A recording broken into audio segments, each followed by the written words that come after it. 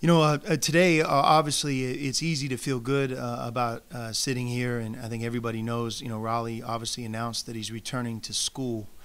But I would tell you this, that if today he made the decision to not return to school and to stay in the NBA draft, I would feel equally good for him. Wouldn't feel equally good for us as a team or a program, but I would feel equally good for him because oftentimes when the season ends and this process begins with a player, a college player, how it's going to end up is a result of the process that they choose, that their family chooses, how well they communicate with myself, with our coaching staff, how well and how serious they take the responsibility of their academics at Arizona to finish and continue to move towards their degree and leave here eligible. You learn a lot about them. You learn a lot about their families. And in Rawle's case, all the way through, we had great communication.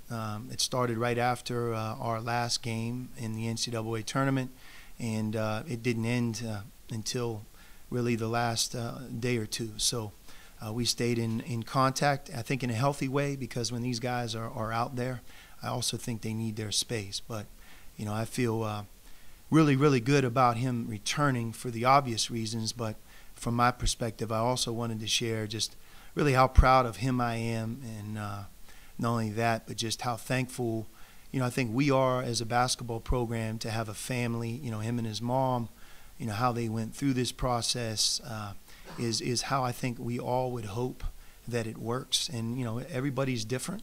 And just because that the student athlete doesn't do what Rawle did doesn't mean they're bad kids.